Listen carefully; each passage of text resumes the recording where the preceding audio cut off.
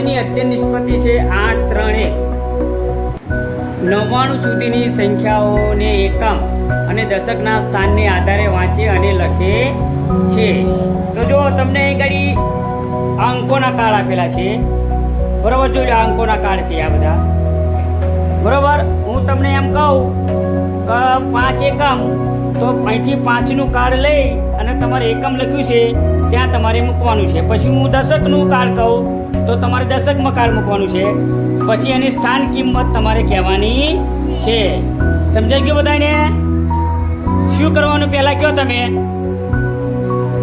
પહેલા શું કરવાનું કયો? તો હું બોલું એ કાર્ડ લેવાના અને જે સ્થાન બોલું એ સ્થાનમાં તમારે ત્યાં આગળ કાર્ડ મૂકવાના છે. ખ્યાલ આવી ગયો બધાને?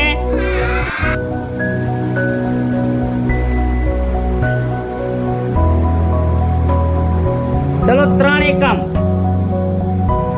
3 એકમ. ચલો 2 દશક.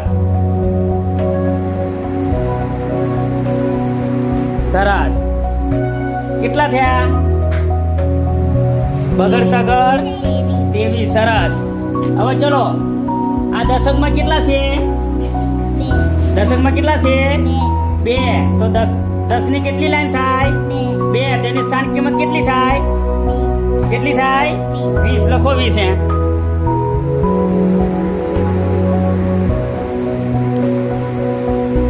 સરસ. પછી એકમમાં કેટલા છે? 3. તો એની સ્થાન કિંમત કેટલી થાય? હા, તો 3 લખો. ચલો યાર. સરસ.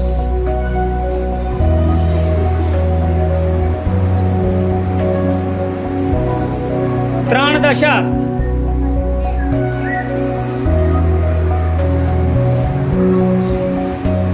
ચાર એકમ. વાંચો તો કઈ સંખ્યા બની? સગડ ચોગડ 34. ચલો સરસ. હવે એકમમાં કેટલા લખ્યા છે? 4. તેની સ્થાન કિંમત કેટલી થાય? 4. તો લખો 4. 4. સરસ. દશકમાં કેટલા છે? 3. તો 10 ની કેટલી લાઈન થાય? 10 ની કેટલી લાઈન? 10 ની કેટલી લાઈન થાય? 3. તો 3 10 ની લાઈન હોય તો કેટલા થાય? 30. તો 3 ની સ્થાન કિંમત કેટલી થાય? 30. સરસ.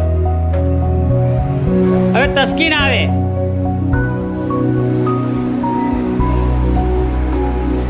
ચલો 4 દશક.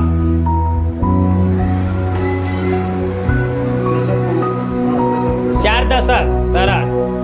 2 એકમ.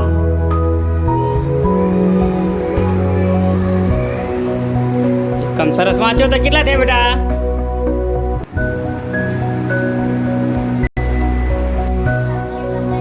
42. સરસ. હવે ચલો દશકના સ્થાનમાં કેટલા છે? 4. તો 10 ની કેટલી લાઈન હોય? 4. તો 10 ની 4 લાઈન હોય તો કેટલા થાય? 40. તો લખો 40. સરસ. પછી એકમમાં કેટલા છે? 2. તો એની સ્થાન કિંમત કેટલી થાય? 2. સરસ. દિવ્યા આવે.